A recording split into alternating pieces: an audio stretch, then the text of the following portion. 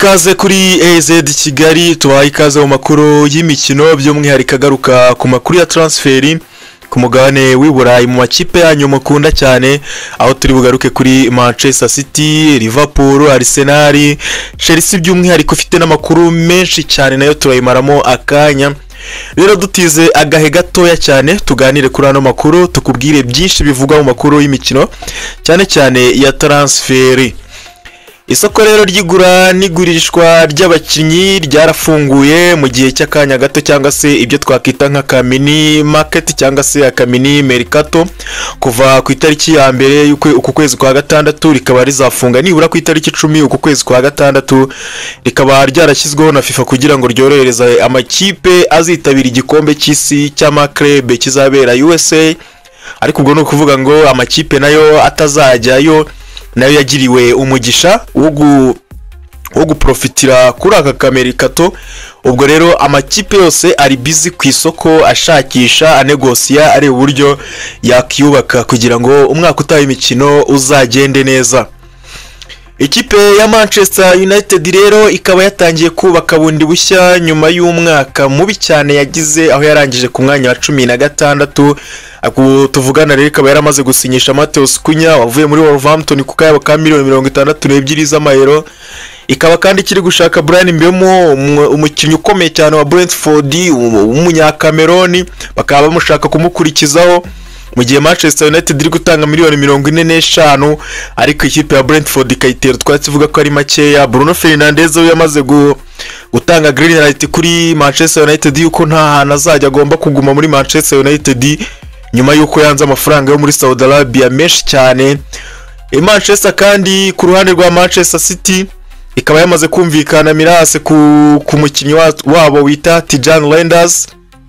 Uyu muhorandi rero wo hagati mu kibuga agomba kuza gukina ikipe ya Manchester City, naho mu gihe Liverpool nayo yamaze gukora ibishoboka byose yemeje gutanga club record, transfer record ya mbere, amafaranga menshi ashoboka kugira ngo yegukane no mukinnyi wa Bayern Leverkusen Florian Wirtz uri mu ikipe y'igihugu y'Ubudage, mu gihe umunyezamu wa kabiri wa Liverpool bita Koeman Keller we yamaze kwerekeza mu ikipe ya Brentford kuba umunyezamu wa mbere gusimbura uwagiye muri Bayern Leverkusen. Arsenal ku rundi ruhande yo isa nkaho icecetsemo gatoya mu itangazamakuru kubera ko muri no minsi ariko isa nkaho yahuye n'imbogamizi kubijyanye no kuzana umumediateri Martin Zubimendi. Ibyo nabyo turabigarukaho mu kanya gato, ariko Mikel Arteta we ari kuvuga yuko rwose amaso yawe bayahanze kuri rutayizamu wa Leipzig kugira ngo barebe ko babona nimero 9 uza gukina uriya mwanya umaze igihe utabonekamo umukinnyi. Gusa muri Chelsea ho harimo n'amakuru menshi cyane nyuma yo gusinyisha rutayizamu Delape Cole Palmer nawe yamaze kumvikana ikipe ko agomba guhindurirwa nimero. Ibyo byose nibyo tugiye kugarukaho muri aka kanya. Wowe icyo usabwa no gukora subscribe, ugakora share, ubundi ugakanza like, byaba na byiza ukaduha comment igitekerezo cyawe. Comment zose turazisoma, byaba ari icyifuzo, icyo dusaba, icyo ubaza tukagusubiza, cyangwa se yaba ari inkuru ushaka ko tugushakiraho amakuru, ubundi ubutaha tukazaba twaguha amakuru acukumbiye ku cyo watubajije.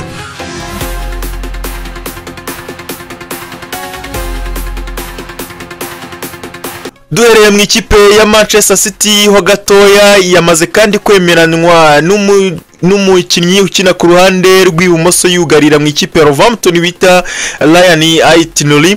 Muri Wolverhampton rwose bamaze kwemeranywa, amakelebe yamaze kuganira, Wolverhampton na Man City bemeranyijwe $40 z'amapaundi. Ikizamini cy'ubuzima kigomba gukorwa ku wa gatandatu. Uyu mukinnyi rero w'umudefenseri agomba kuza muri Manchester City nta kabuza. Ku wa gatandatu rero nibwo azakora ikizamini cy'ubuzima, ubundi ahitaba umukinnyi wa Manchester City. Ariko mbere ko dukomeza muri transfer, haka kantu nakomeje kukabona ku mbuga z'abafana ba Chelsea, reka mbanze nk'abanyuriremo mumbwire niba ibi bintu bikora cyangwa se bidakora. Muri saison ya 2014-2015 ubundi umukinnyi bita Eden Hazard yaje muri Chelsea muri saison ya 2012-2013. Ubu no kuvuga ngo 2014-2015 Eden Hazard yari amaze gukina saison ebyiri muri Chelsea. Izo saison yazikinnye yambaye nimero 17. igihe Mourinho rero yaraje muri Chelsea muri sezo ya 2014-2015 yahise yirukana cyangwa se agurisha Yohani Mata muri Manchester United kubera ko Yohani Mata niwe wambaraga nimero 10.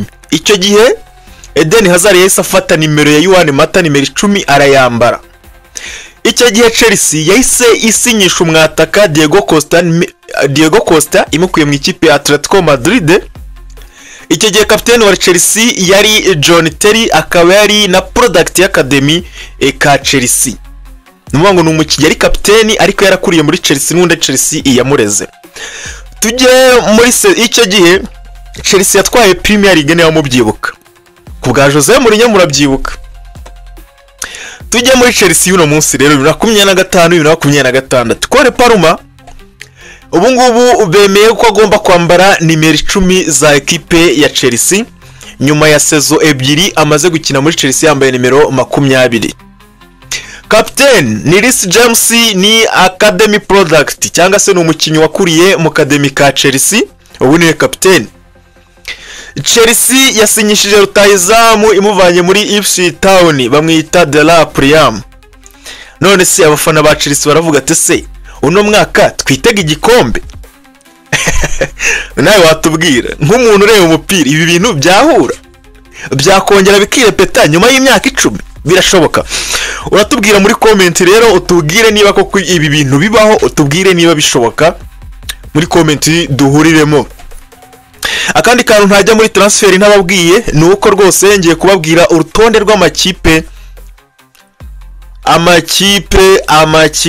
kuri ubu ngubu mu ikipe mu Bwongereza muri Premier League, amakipe ahagaze neza kubijyanye n'ubushobozi bwo kuba yagura abakinnyi afite. Nuvuga ngo nyine amakipe afite amafaranga ku rwego rw'uko ishobora kugura abakinnyi ntigire ikibazo cya financial fair play. Ku buryo rwose nuvuga ngo nibura amakipe 10 ngiye guhera ku ikipe ya 10, ikipe ya 10 kugeza ku ikipe ya mbere. Ikipe ya 10 ifite ubushobozi bwo kugura abakinnyi ntigire ikibazo ni ikipe ya Newcastle miliyoni 83. Ifite ubushobozi bwo gutanga miliyoni 83 nta wundi mukinnyi bisabye kigurisha. Ikipe ya 9 ni ikipe ya Nottingham Forest miliyoni 85. Iyi miliyoni 85 kuri Nottingham Forest yayakoresha rwose itabaye ngombwa kigurisha undi mukinnyi cyangwa se ibindi bintu. Ikipe ya 8 nyuma yo gutwara FA Cup miliyoni 90. Iyi kipe yagenda ikagura umukinnyi wa miliyoni 90 nta kibazo ifite, bitabaye ngombwa kigurisha, bitabaye ngombwa kwigira gute. Miliyoni 90 imbumbira zifite zidafite ikibazo. Ikipe ya 7 ni West Ham miliyoni 95. Arsenal miliyoni 97. Manchester United miliyoni 141. Ekipe ya 4 Tottenham Hotspur miliyoni 277. Tottenham izikenyereyeho yagenda ikagura abakinnyi muri miliyoni 277. Financial fair play ntigire ikivuga, ntigire ikifata. Ikipe ya 3 ni Manchester City. Iyi kipe irakize pe. Ntumbazani kuri aya mafaranga ariko irakize. Reba amafaranga yatanze mu kwa mbere, reba imaze gutanga, reba ariko iracyafite miliyoni 292 zo kuba yagura abandi bakinnyi. Ikipe ya 2 ni ikipe ya Brighton. Brighton njya numva igurisha ariko sinumva igura. Niba igurira hehe? Iragenda ikigurira abakinnyi ba miliyoni 1 n'igice mu Bubiligi, za Brazil, za Argentine, za Ecuador, ubundi kazi kabagurisha miliyoni 100 mu Bwongereza. Brighton rero ni ekipe ya 2. Mu gihe ku mwanya wa mbere hari ekipe ya Chelsea ihagaze neza kuri miliyoni 300. Niyo Chelsea ishobora guspendinga miliyoni 300 nta kibazo na kimwe ifite, yazigura umuntu umwe, yazigura abantu 10. Chelsea ifite amafaranga. Ariko ibintu nyuma yuko yafashe club y'abagore ya Chelsea iyigurisha ku yindi company bisa nkaho bifatanye ibyo bakunda kwita ngo ni sister club, ni nka club bisa nkaho bifatanye ariko bifite imikoranire y'ukuntu nyine niyo bakoresha biba abongereza ntibabemenye. Miliyoni 300 Chelsea ifite ubushobozi bwo kugura abakinnyi zose ntizagira ikibazo kijyanye na financial fair play. Twigarukiye muri transfer rero ni Newcastle yegereye Chelsea irayibwira atari ko tubona mwinjizamwe abakinnyi benshi n'ubundi ko mwese mutazabakoresha mwatwihereye none Madueke tukamwijyanira. Chelsea rero ibiravuga yuko Noni Madueke imubarira agaciro ka miliyoni 50. Newcastle rero ibashije kuzuza miliyoni 50 uyu mukinnyi wa Chelsea ukina ku ruhande rw'iburyo ariko umaze iminsi anakoreshwa ku ruhande rw'ibumoso. Uyu mukinnyi Noni Madueke ikipe ya Newcastle ishobora kuba yamwegukana. Andi makuru nuko uwitwa Hugo Ekitike rwose Chelsea iracyaganira nawe iramushaka nk'umwataka wa gatatu. Nyuma yuko rero Chelsea ibonye yuko Mikhail Modric kugaruka bigoranye, uwitwa Jadon Sancho yagiye, Chelsea ikeneye umuwinga uzajya ukina ku ruhande rw'ibumoso.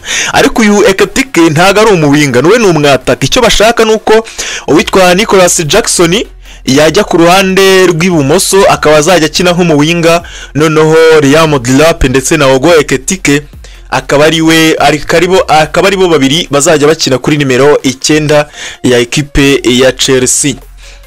Manchester City yo ntago igitinda mu bintu, uwitwa Tijani Reinders rwose agomba gukora ikizamini cy'ubuzima muri Manchester City hamwe n'uwitwa Ryan Ayat-Nouri. Ariko uyu nguyu Tijani wazakora ikizamini cy'ubuzima ku cyumweru, mu gihe Ryan Ayat-Nouri we azagikora kuwa gatandatu. Aba bombi rero uyu mu left back ukina ku ruhande rw'ibumoso Ryan Ayat-Nouri ndetse na Tijani Reinders bagomba kuza muri Man City. Tijani Reinders we ni umumediateri yakinaga mu ikipe ya Milan AC, igeze no kuba muri Liverpool niho yarava, akaba akomoka mu gihugu cy'Ubuholandi. Rero imyaka 26 rero Pep Guardiola yaravuze ati ugomba kuza mu ikipe ya Manchester City ukaza tugatwara igikombe umwaka utaha. Chelsea ntabwo yumvisha uburyo ekipe ya Milan AC iri kwica miliyoni 25 ku muntu usigaranye kontara y'umwaka umwe, umunyezamu w'imyaka 29. Ntabwo iri kubyiyumvisha, mu gihe rero Chelsea ivuga yuko uyu Mike Menya rwose atakagombye kurenza hagati ya miliyoni 10 na miliyoni 20, akaba ari cyo giciro Chelsea muha. Uvuga ngo ntago Chelsea yumva ko yakagombye kurenza miliyoni 20 abaye menshi, ubundi Chelsea yo iri gutanga miliyoni 15. Ariko Mirase nayo iravuga ati ndi kugura n'umukire miliyoni 25 muzizuze mutwara umukinnyi. Uyu Mike Menya rero nawe aravuga yuko ashaka kujya gukina Champions League, kandi Chelsea iri gukora uko ishoboye nayo kugira ngo ibe yamutwara mu gikombe cy'isi cy'amakrebe. Ariko nuvuga ngo amakipe aracyaganira, ubwo wasanga yenda bari buze guhuza. Gusa Chelsea yavuze ko iki cyumweru kigomba kurangirana ku cyumweru. Ino diru niba itarakunda ngo bumvikane na Milan AC, Chelsea zabivamo. Yiravuga yuko nubundi nta kirukansa, ifite abakinyi, afite abanyezamu bagera kuri 4. Iravuga ati ni mu mutwima tuzashaka mu bo dufite, ntabwo tuzaburamo uwo dufata. Bikaba bivuga yuko rero witwa Petrovic ariwe yahita afata umwanya wa mbere akungirizwa ndetse na Sanchez, abandi bagashakirwa aho batizwa, mu gihe Mike Menya nyine yabataje. Ibi byose rero biranda kubikura ku kinyamakuru cyitwa L'Equipe, nicyo cyagarutse kuri ino nkuru cyane. Akandi gakuru rero, indi nkuru ihari nuko witwa Lamine Yamal yabaye umukinnyi w'umwaka mu gihugu cya Espagne, umukinnyi ukiri muto uri munsi y'imyaka 23, yamaze guhabwa iyo nyenyeri bamwita Lamine Yamal. Abaespanyol bari no gusunika ngo abe yatwara Ballon d'Or. Ubwo ndabona rero no munsi ugiye kuba intambara hagati y'Abaespanyol ndetse n'Abafaransa, dore ko banafitanye no mukino uno munsi ku isaha 3 z'ijoro. Lamine Yamal avuga ati niba Ballon d'Or bayitanga kubera umukino umwe uraduhuza n'Ubufaransa, tureka tuze gutsinda uwo mukino maze turebe uko biza kugenda. Witwa Joan Garcia agomba kuba umunyezamu wa Barcelona. Andres Ter Stegen FC Barcelona yamubwiye ko agomba gushaka indi kipe, ariko Ter Stegen we aravuga ko agomba kuguma muri Barcelona kuko abina keza kandi agomba no guhabwa umwanya, mu gihe Barcelona ivuga yuko abanyezamu bayo babiri b'umwaka utaha ari Joan Garcia ndetse na Szczesny. Bavuga yuko rwose Ter Stegen nta mwanya bamubonera muri FC Barcelona, kabone nubwo ari kapiteni wayo. Miliyoni 25 rero zigomba gutangwa kuri Joan Garcia akava mu ikipe ya Espanyol. Icyumweru gitaha akaza agasinya amasezerano muri Barcelona. Imyaka 5, contract y'imyaka 5, agomba guhita yisinya nta bintu byinshi. Andi makuru rero hari Martin Zubimendi rwose yari yarumvikanye na Arsenal, ariko kuri interview yari yakoze ni mugoroba byagaragaye nkaho uyu mugabo rwose kuza muri Arsenal wagira ngo hari abantu bamugiye mu matwi. ubundi rwose bari banamaze kwemeranywa gukora ikizamini cy'ubuzima medical test, ariko uyu mugabo wo muri Real Sociedad niba afite ikihe kibazo, miliyoni 50 z'amapaundi ikipe ya Arsenal yari yemeye kuzitanga. Ariko no mutipe ubwo yakoraga interview kuri radio yitwa Radio Nacional de España, bamubajije se ahazaza hawe bimeze bite, ubona umwaka utaha uzaburi, aravuga ati ngewe rero ndi kubona ibyahazaza hanjye hataramenyekana neza. Mu magambo yengeye gusubira amagambo ye nkuko yavuze ati nibyo koko hari amahitamo, ariko biragaragara ko hagiye kuza ino merikato ishobora kuba merikato idasanzwe, kandi sinzi uko nge ku ruhande rwanjye sinzi uko bizarangira. Urumva rero yashyize muri dilema abantu bo muri Arsenal, niba yari yarabemereye, ariko amakuru akavuga ko ekipe ya Real Madrid ishobora kuba ibiri inyuma, kuko yaba Xabi Alonso yaba yaraciye inyuma Arsenal akajya kubaza uno muhungu amakuru ye. No mutipe rero akaba ategereje ko ekipe ya Real Madrid ifata umwanzuro akamenya niba ariyo yakerekezamo, ubwo nyine ibya Arsenal akaba abivuyemo gutya, Arsenal ikaba yajya gushaka undi mukinnyi. Ekipe ya Liverpool irabwira Barcelona ati mutubabere ntabwo tugurisha Luis Diaz, ni umukinnyi wa Liverpool. Barcelona rero ikaba yari yaratekereje kuri Luis Diaz, ariko directeur sportif wa Barca wo bita Deco ndetse n'umutoza Hans Flick bose bari bifuje yuko bashaka Luis Diaz mu ikipe yabo, nkuko bashaka n'ubundi no kongeramo rutayizamu, ariko Liverpool yemeje ko rwose idateganya gutanga uyu mukinnyi w'imyaka 28. Mwaka ushize yatsinze ibitego 17, yarafasha n'ikipe kwegukana Premier League. Liverpool avuga turere twebwe ntabwo turi tayari kumugurisha, nta gahunda dufite yo kurigurisha Luis Diaz uno mwaka. Barcelona rero ubwo birayisaba gushakira ahandi. Ekipe ya Manchester United yashakaga Bryan Mbeumo, ariko Brentford irasa nkaho rwose amafaranga Manchester United iri kuyiha itayakozwa. Manchester United yayihaye miliyoni 45, iravuga ati rero tuzabongeraho na miliyoni 10 za add-ons, ubwo byose bizahagarara miliyoni 55. ariko Brentford yo iravuga ati oya muvuge muvuye aha, aya mafaranga ni make, twebwe turashaka miliyoni 60 nimutazuzuza nta kintu tuvugana. Uno munyakameroni agomba kuguma muri Brentford. Uyu mugabo rero w'imbaraga nyinshi cyane, ubundi ukunda gukina ku ruhande cyangwa se agakina n'abataka babiri wakina ku ruhande rw'iburyo. Umwaka amaze gutsindira ibitego 68 mu mikino 239 amaze gukinira ikipe ya Brentford. Akaba rero yarasigaranye amasezerano y'imyaka 2, urumva ko Brentford iracyamufiteho ijambo.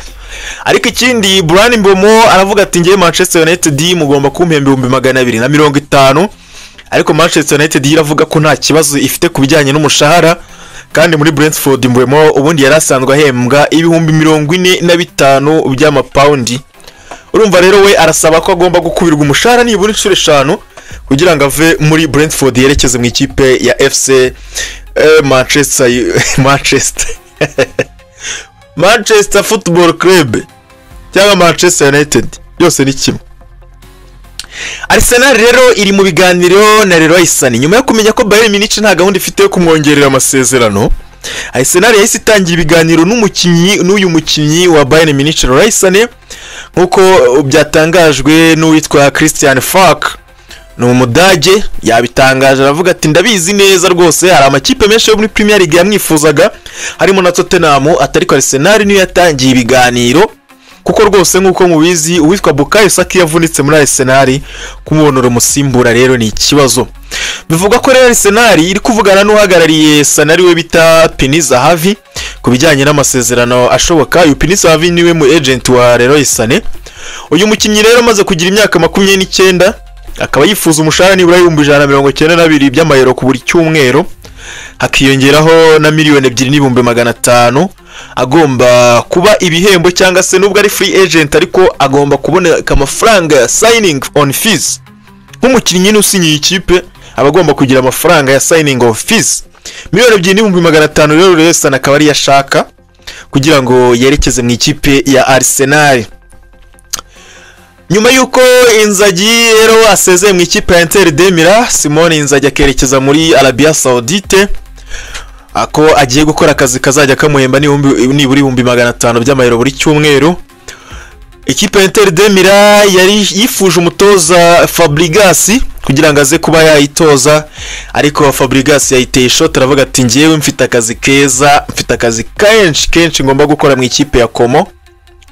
Fabregas rero yanze kujya gutoza ino kipe ya Inter de Milan. Uyu yahoze ari icyamamare rero, yahoze no muri legend ikipe nka Arsenal ndetse n'ikipe ya Chelsea yatwayemo na Premier League, yahisemo kwigumira muri Como, aho uvuga ati ngiye mfite akazi kenshi. Iyo kipe yayishyize ku mwanya wa 10 muri Serie A mu mwaka wabo wa mbere bamaze bagarutse mu cyiciro cya mbere, nyuma y'imyaka 21 bamaze bari mu cyiciro cya kabiri. Fabregas rero avuga ati aka gakipe kanyenda gakunda ntago nagasiga gutyo, ati nimushakira ahandi mwe, nimushakira ahandi ngewe mfite akazi muri Como ntararangiza gukora. Donnarumma PSG iravuga ati uyu ntakorwaho. Hari amakipe menshi yamwifuzaga, harimo amakipe abiri Manchester City ndetse na Manchester United zose zamuvuzwemo, ariko PSG iravuga ati no Donnarumma ntakorwaho. Birasa naho rero Manchester United yari yabigize big deal imushaka cyane kumusimbuza Onana, ariko Donnarumma equipe ya PSG iravuga ati oya.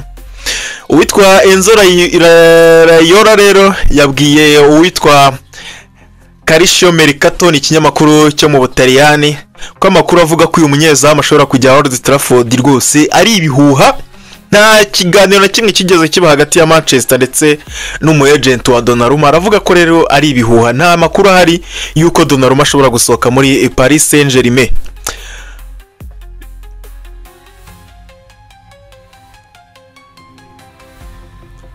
Manchester City ifite amafaranga bakinyira basinyisha pe, ariko nubwo iri gusinyisha witwa Jack Grealish nawe Manchester City iravuga ati wowe rwose ibyeri zawe zamaze kubamo nyinshi, ati ntabwo tuzagutwara mu gikombe cy'isi cy'amakerebe. Pep Guardiola rero yamubwije ukuri amubwira ati Jack Grealish wowe ugomba no gusohokamo hano, nyuma yo kutabona umwanya uhagije mu ikipe ashobora rero gushaka indi kipe ajya gukiniramo, nyuma yuko Pep Guardiola amubwije ukuri amubwira ati ntabwo tukujyana mu gikombe cy'isi cy'amakrebe, akandi n'umwaka utaha nabwo ndabona nta mwanya uzaba ufite mu ikipe ya hano ya Manchester City. Ati kiza rero wakoresha kanya kawe ufite ukaba wabushaka handi ujya gukina football. Ayo niyo makuru rero twari dufite muri transferi uyu mugoroba. Icyo tugusaba nuko wakora subscribe, ubundi tugakomeza tukabana mu yandi makuru ari buze ndetse no mu zindi nkuru tuzajya dukomeza kubagezaho.